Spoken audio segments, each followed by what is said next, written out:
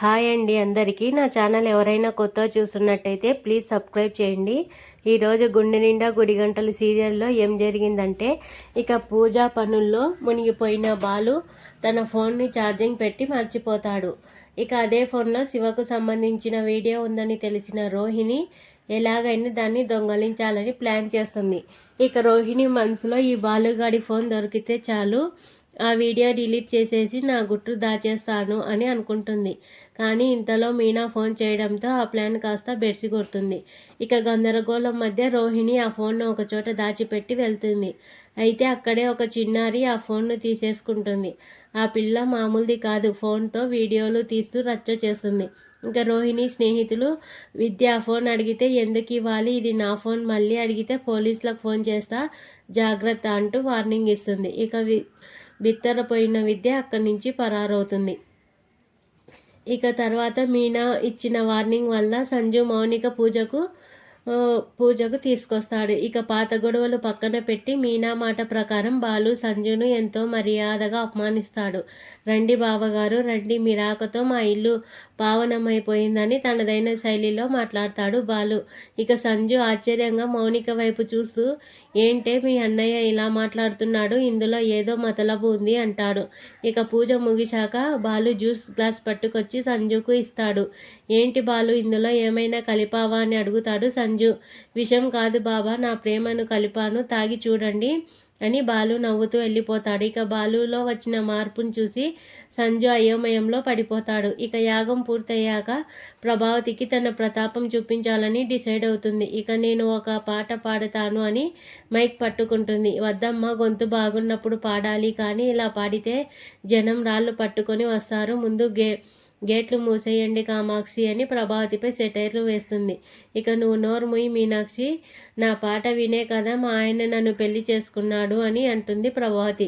అప్పుడు సుశీలమ్మ అస్త్రం వదులుతుంది. నిన్ను పెళ్లి చేసుకున్నది నువ్వు పాట పాడొద్దనే కండిషన్ మీద ప్రభావతి అంటూ కోడలిపై సెటైర్లు వేస్తుంది. ఇక అయినా వినకుండా ప్రభావతి కర్ణకఠోరంగా లయ తప్పి పాడటం మొదలు పెడుతుంది. ఇంకా అది వినలేక మీనాక్షి తన చెవిలో నుంచి రక్తం వచ్చినట్లు నటించి కామెడీ పండిస్తుంది. ఇక సత్యం మాత్రం సేఫ్టీగా ముందే చెవిలో దూది పెట్టుకొని వన్స్ మోర్ అంటూ భార్యను ఆట పట్టిస్తాడు. ఇక చివరికి చాలు బ్రతిమాలడంతో ప్రభావతి మైక్ వదిలేస్తుంది. ఇక మీనా తల్లి పార్వతి మా మీనా చాలా బాగా పాడుతుంది అని చెప్పడంతో అందరూ మీనాను పాడమంటారు. ఇక మీనా తన తీయని గొంతుతో ఒక భక్తి గీతాన్ని ఆలపించగా ఇల్లంతా ఒక ప్రశాంతమైన వాతావరణం ఏర్పడుతుంది. ఇక బాలు గర్వంగా భార్య వైపు చూస్తుంటాడు. అందరూ మీనాను ప్రశంసలతో ముంచెత్తుతారు. ఇక మరోవైపు రోహిణి విద్యలో ఆ చిన్నారి వెనుక పడతారు. అమ్మాయి ఆ ఫోన్ ఇచ్చేయి అని అడిగితే మీరు దొంగలు, మీకు ఇవ్వనని ఆ పిల్ల షాకిస్తుంది. ఇంతలో బాలు వచ్చి ఆ పిల్లకు ఐస్ క్రీమ్ ఆశ చూపిస్తాడు. ఇదిగో ఐస్ క్రీమ్, నాకు నా ఫోన్ ఇచ్చేయని బాలు అడుగుతాడు.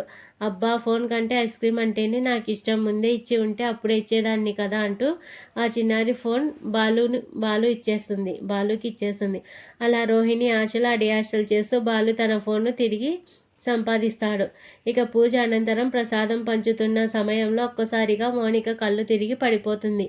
అందరూ టెన్షన్ పడుతుండగా సుశీలమ్మ నాడి చూసి నవ్వుతూ ఒక ప్రకటన చేస్తుంది. సత్యం, కంగారు పడకండి, నువ్వు తాత కాబోతున్నావు, మౌనిక గర్భవతి అనే శుభవార్త చెప్తుంది సుశీలమ్మ.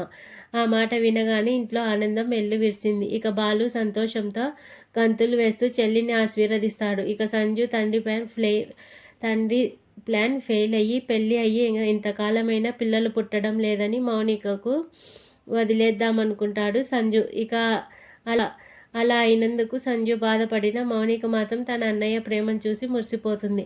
ఇక సంజుని హత్తుకొని బాలు చాలా సంబరపడిపోతూ, బావా ఎంత పని చేసావు బావా, థ్యాంక్స్ బావా అని పట్టుకొని ఊపేస్తుంటాడు. ఇక కారులో బయలుదేరుతున్నప్పుడు బావా, మొదటిసారిగా మనస్ఫూర్తిగా థ్యాంక్స్ చెప్పాలని ఉంది బావా, థ్యాంక్స్ బావా అంటాడు బాలు ప్రేమగా సంజుతో. ఇక ఆ సమయంలో సంజు కూడా మౌనంగా కాస్త మనసు కరిగిన వాడిలా చూస్తాడు.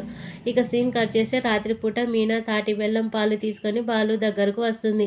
ఇద్దరూ కలిసి భవిష్యత్ గురించి, తమకు పుట్టబోయే పిల్లల గురించి ముచ్చటించుకుంటారు. చూసారా, మౌనికకు శుభవార్త అందింది, రేపు మనకు కూడా అంతే కదా అని మీనా అంటుంది.